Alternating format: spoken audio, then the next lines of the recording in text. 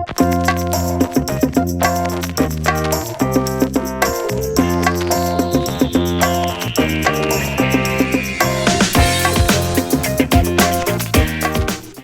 and howdy everybody, this is Margaret. Thanks for coming by my channel. You're on BookTube. I've got my handy set of notes here. I'm a little discombobulated because I don't remember how I filmed here and I'm having to start over. This is a new setup. You've never seen this like this, so it's a treat for your eyes, I suppose. Not really. It's a big mess still. But what am I going to do today? It's Tuesday. I thought about switching it up and then said, no, let's just keep this even keel.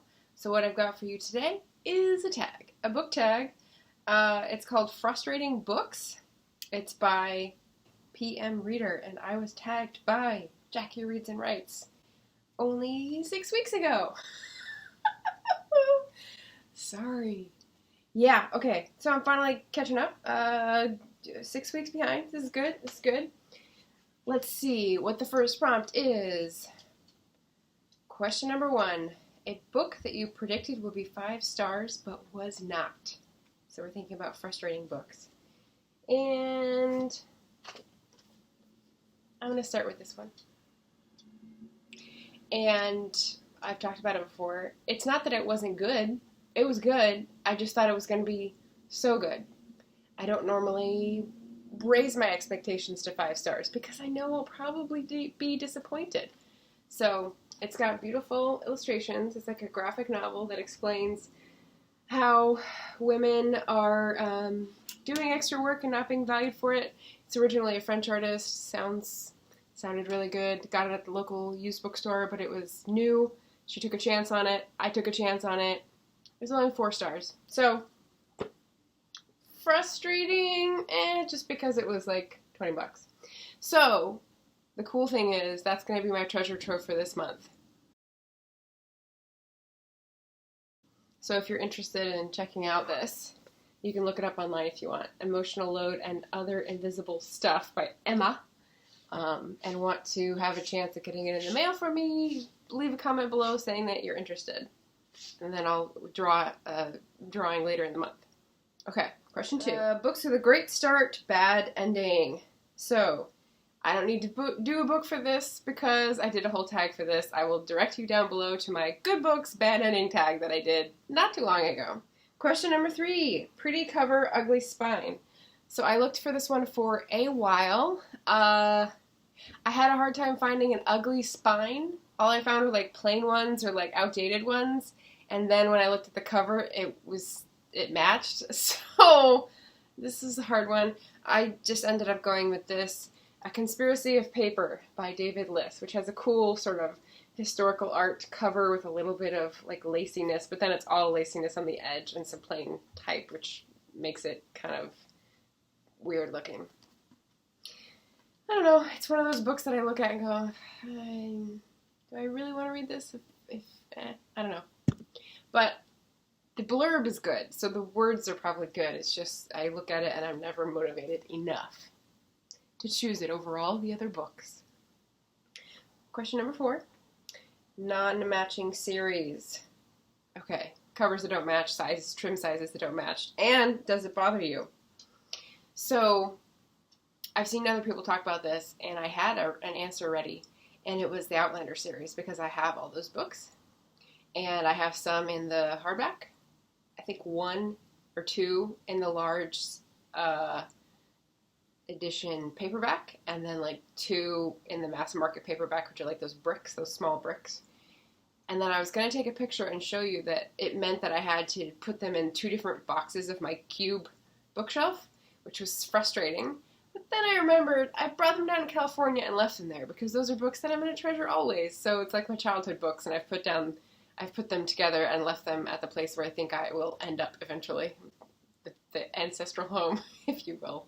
So I don't have pictures of that. But you can imagine, 3 different trim sizes, and yeah, what are you going to do? I got them as I found them, so. Question number 5, a book from my youth that I can't remember the title or author. So I don't think I have one of these. I think I have visualized the cover and author of all the books that I remember. I'm sure there's a ton that I don't remember. But one that I had looked for a really long time, and then I found it online, and then I lost it again, was called, I think, The Trouble with Wednesdays. And I don't think I have the cover in my head because I just had an image from the book in my head, which was stuck so strongly. And it was this girl who went to the dentist every Wednesday, and she was being sexually harassed by the dentist, and it built up into a thing, and like it was this whole, the more you know kind of story. If anyone remembers that along with me, hey-oh, there you go. Question number 6, books that I've read that I can't remember a thing about. Okay, there's a lot of these in this category, but I think it's because of selective forgetting. The first 2 that popped into my mind are Lord of the Flies and Heart of Darkness. They're not long, they're classics. The pop culture osmosis would dictate that, yeah, I know what goes on, but I don't remember reading them or analyzing them or talking about them in class because I think I was like, dragged is not exaggerating. Question number 7. A book that you recommended to someone and they didn't love it as much as you did, and did that hurt? I've already cataloged on my channel that we've been on a journey with Jane Eyre. For a long time, this was the only book that I really was comfortable saying was my favorite, and since then I've been introduced to books by Helene's opinion, and I can definitely see that in the micro-analysis, there's still elements of the story that I love and appreciate, and there's a nostalgia factor, but in the macro-analysis, analyzing the world and what is erased from that world and the worldview, there's a lot of problematic things with it, and so I can see both of those things at once, so I still love it, but I don't say it's my favorite book anymore. And other books, I guess I don't tend to get too attached to having other people like the things that I like because I like weird books. I'm sort of developing the brand here of presenting books that no one's ever heard of. So I'm always surprised when I come up with things that other people say, oh, I read that, or I just got that. And I'm like, yay! Because I like things like, no one's ever heard of Alice Steinbach without Reservations. I read this 15, 20 years ago and loved it, and read her other book and loved it, but not quite as much. Anyway, pioneering independent woman. Margaret and I by Kate Wilhelm. She's a big science fiction fantasy writer, and this has a Leon's bookstore, which is from San Luis Obispo and no longer in business. So I got that a long time ago.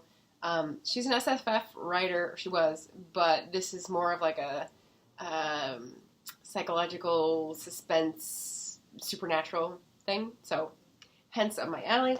And also nonfiction, something like How to Survive the Loss of a Love, and this is probably like the 4th copy that I've owned because I keep sending them to people and giving them away. It's a bunch of comic poems that are basically the kind that you want to read when you want to break from crying, so you laugh. So they're really good, and they helped me, again, like 20 years ago when I was in hard spots. So there you go. That was a very long answer to bookish hurt. Question number 8, the worst experience loaning a book. Well, I'm going to give you the worst experience that has an HEA, a happily ever after. One of my favorites, another weird book, was Wanderlust by Rebecca Solnit. And Rebecca Solnit is very well known nowadays for the past 5-10 years writing political pieces and activism and all this sort of stuff from the Bay Area. But 20 years ago, everything's just 20 years ago today. I don't know why.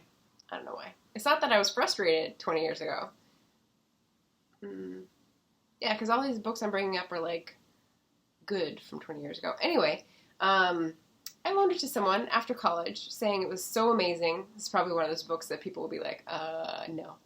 But I really loved it. It's called Wanderlust, The History of Walking, and it's one of those books that combines a lot of different disciplines. So she talks about historical events, she talks about sociological discoveries, she talks about inventions at different points in history, she talks about walking paths and how they changed history, and and also a personal side of it, what she does when she's walking and what walking does for her and how people have come together through walking and just like a real history of walking. So anyway, I loaned it to someone and I couldn't remember who. I asked several people. I never got it back. It never resurfaced. No one ever mentioned it to me again. And I just kept waiting for like a book to resurface that was like, oh, a cheap copy or whatever, and it didn't happen until this summer. So there's the lovely book, Wanderlust. And it's because my lovely friend Allison sent it to me because I must have apparently been whinging about it. So thank you, Allison. When I get a corner to reread, I will dive back into this.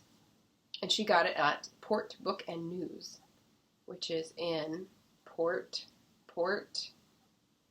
Angeles, Washington, because she was on vacation. So, yes, 5 star.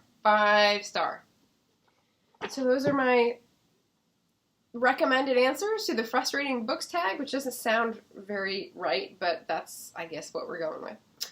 Question 9, impulse buys that I've never read. I put insert clip.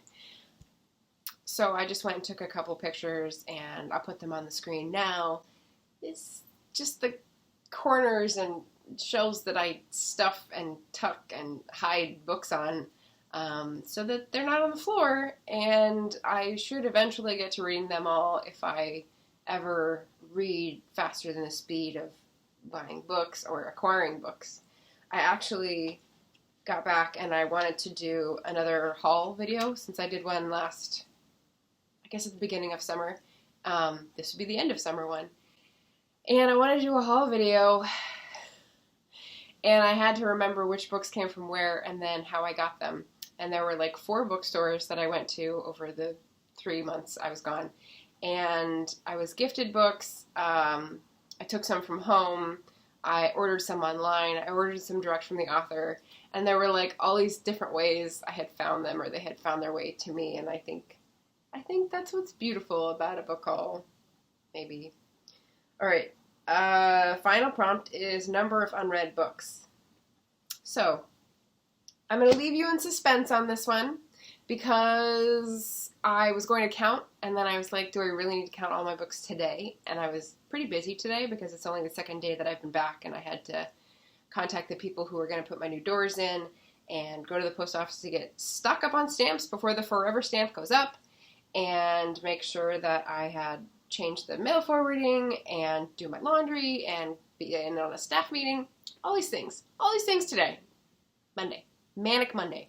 So I didn't have time to count all the books. I may do it tomorrow. And the special thing is, this is video 99 of me on BookTube.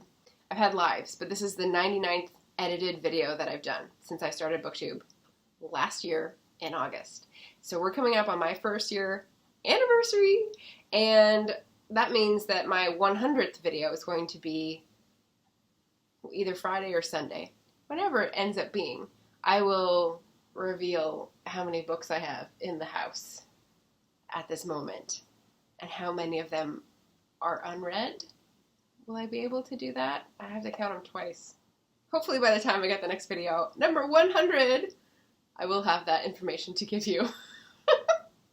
So yeah, that is the frustrating books tag.